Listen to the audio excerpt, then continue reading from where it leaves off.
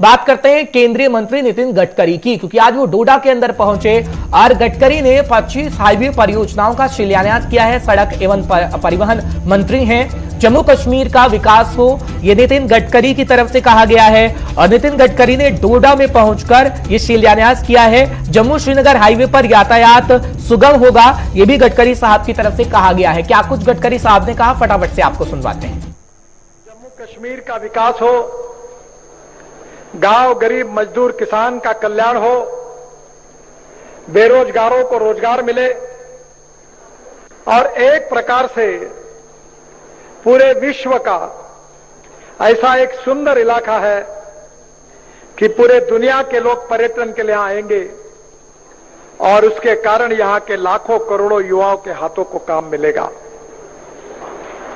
और ये अगर सपना पूरा करना होगा तो केवल पर्यटन के लिए नहीं, तो उद्योग भी लाने होंगे, उद्योग व्यापार को भी बढ़ाना होगा। और उद्योग व्यापार को बढ़ाना है, टूरिज्म को बढ़ाना है, आर्थिक विकास करना है, तो 4 बातें जरूरी है: water, power, transport and communication.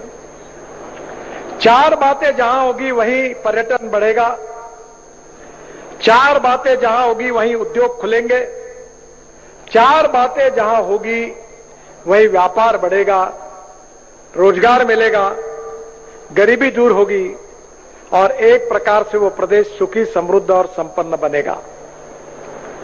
और इसलिए जो रोड मैप जम्मू कश्मीर का बनाया गया है, ये जम्मू कश्मीर को समृद्ध और संपन्न बनाने के लिए, यहां की गरीबी, भूखमरी और बेरोजगारी से जनता को मुक्ति देने के लिए जो संकल्प नरेंद्र मोदी जी के नेतृत्व में हमारी सरकार ने किया है, उसके अनुरूप हम सतत काम कर रहे हैं। जम्मू तो फिलहाल आपने सुना नितिन गडकरी साहब को। वसीम गट्टू हमारे साथ लाइव जुड़ रहे हैं। पूरे दिन खबर पर उनकी नजर बनी हुई थी और इस वक्त भी वो वहीं पर मौजूद हैं। वसीम, क्या जानकारी आपके पास भी है, कितनी तादाद में लोग मौजूद थे, लोगों का कितना हुजूम था? क्योंकि लोग गडकरी साहब को सुनना चाहते थे।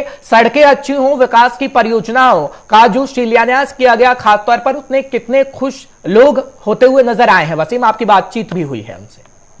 जी हर्ष, मैं आपको बताना चाहूंगा, मेरे ठीक पीछे आप देख सकते हैं कि सिटिंग अरेंजमेंट किस तरह का रखा गया था।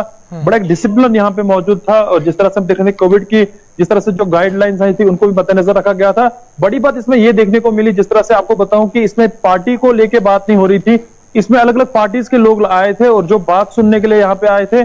और जिस तरह से आपको बताऊं कि जब प्रोजेक्ट्स की बात की गई या हमारा जो रोजगार की बात की गई, आपको बताऊं कि 20 से ज्यादा जो प्रोजेक्ट्स जो जम्मू प्रोविंस को दिए गए हैं, जिसमें डोडा के भी कुछ प्रोजेक्ट्स हैं, अलग अलग जगहों के प्रोजेक्ट्स हैं, जिसमें हमारा बनी बिसोली वाला भद्रवा वाला एरिया है या भद्रवा का दूसरा जो हमारा चंबा वाला रास्ता है उसको हाईवे के साथ जोड़ा गया।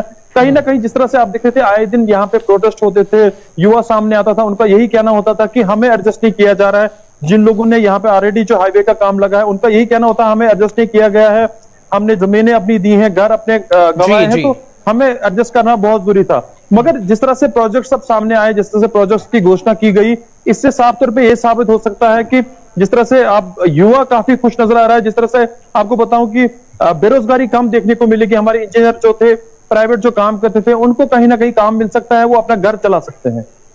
वसीम, लेकिन एक आखिरी सवाल आपसे लेना चाहूंगा, क्योंकि सुबह से आप वहां मौजूद थे, लोगों से बातचीत की गई थी, लोगों को काफी उम्मीद थी कि जो विकास की परियोजना होंगी उससे कहीं ना कहीं हमें लाभ मिलेगा।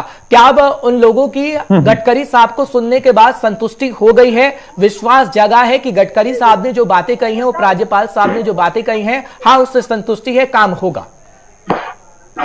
जी बिल्कुल, देखिए मैं आपको बताऊं कि कुछ लोगों के गिले भी सुनने पड़े आज। जिस तरह से आपको बताऊं कि डोडा से एक हिली एरिया माना जाता है, देसा का इलाका, वहां की बात की गई और वहां का उन लोगों का आज भी कहना था कि 21वीं सदी में हमें रास्ता प्रॉपर तरीके से पूरे इलाके के अंदर नहीं पहुंचा है, बिजली नहीं पहुंची है, सड़क नहीं पहुंची है, तो कहीं ना कहीं उन लोगों के गिले हमको सुनने को मिले। जिस तरह से उन्होंने बताया कि उम्मीद यही कर सकते हैं कि आगे जो है हमारी बात भी रखी जाएगी, जो हमारे यहाँ के मंत्री हैं, यहाँ जो भी सेंटर के मंत्री वो इस बात को सुनेंगे और वो मिलने की कोशिश भी पूरी करेंगे। और जिस तरह से आपको बताऊं कि डोडा कपड़ा रोड के आए दिन जिस तरह से लोग डिमांड कर रहे थे, सामने अलग अलग पार्टीज के लोग आते थे, और डोडा कपड़ा रोड जो डायरेक्ट डोडा और कश्मीर को जोड़ेगी, और जिस तरह से कपड़ा रोड जो हमारा देसा वाला इलाका है, हिली एरिया है, वहां पे एडमिनिस्ट्रेशन की बहुत कम नजर रहती है, सरकार की बहुत कम नजर रहती है। अगर वो थ्रू हो जाता तो उससे कहीं ना कहीं सब लोगों को फायदा मिलता, और वीआईपी एक मूवमेंट वहां से जब निकलती या रहती, वहां पे वीआईपी कोई मूवमेंट, तो उन पे नजर रखी जाती। आपको बताऊं कि अगर से हम आज से 4 महीने पीछे हम बात करें, एक खबर हमने दिखाई थी जहां पे एक स्कूल एक खस्ता कंडीशन में है, जहां पे एक स्कूल पे बर्फ जब पड़ी थी, उसके बाद स्कूल की जो हालत है बद से बदतर है। अब मुझे लगता है काफी अरसा हो चुका है, वो स्कूल भी तक ठीक नहीं हुआ। अगर वहां पे रास्ता होता, सारी जो कंडीशन सही होती, तो ये चीजें देखने को नहीं मिलती। उम्मीद यही कर सकते हैं कि डोडा कपना रोड की जल्द से जल्द घोषणा भी की जाएगी। बहुत बहुत शुक्रिया वसीम, तमाम जानकारी पहुंचाने के लिए।